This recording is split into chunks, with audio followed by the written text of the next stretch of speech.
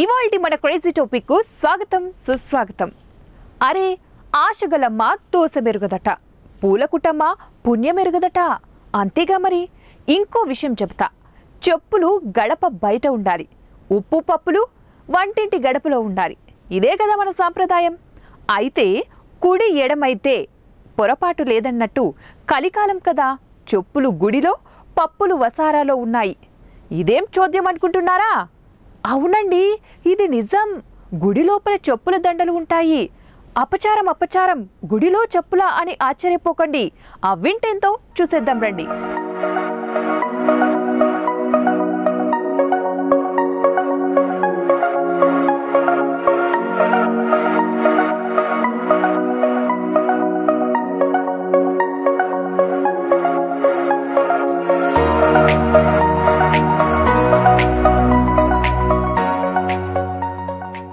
మన పెద్దలు ఆచరించిన కొన్ని సాంప్రదాయాలు తరతరాలుగా వస్తున్నాయి.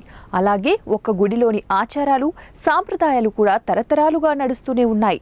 అందుకే మన భారతదేశం విశ్వపటంలో విశిష్టమైన స్థానాన్ని పొందింది.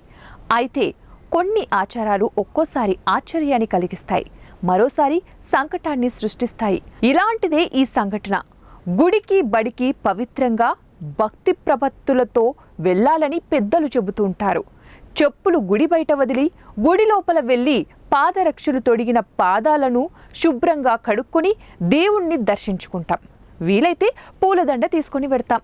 అయితే కర్ణాటకలోని కాలాబురాగి జిల్లాలోని లక్కమ్మదేవి ఆలయానికి మాత్రం చెప్పుల దండ తీసుకొని వెడతారు.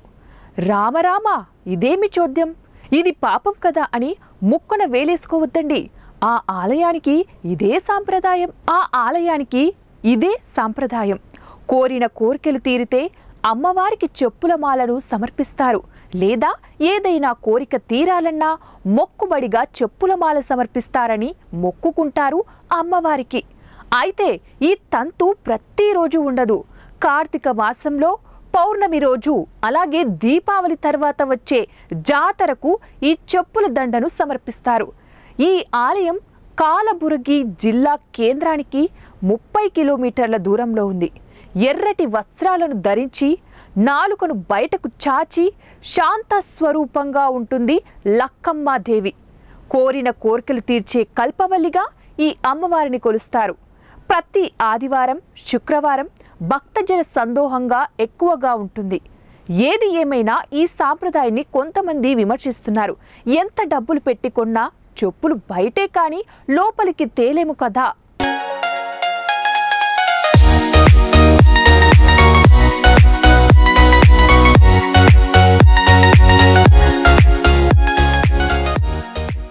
అసలెందుకు లక్కమ్మదేవికి పూలు పండ్లు కాకుండా చెప్పులు సమర్పించుకుంటారు అంటే దానికొక కథ ప్రాచుర్యంలో ఉంది.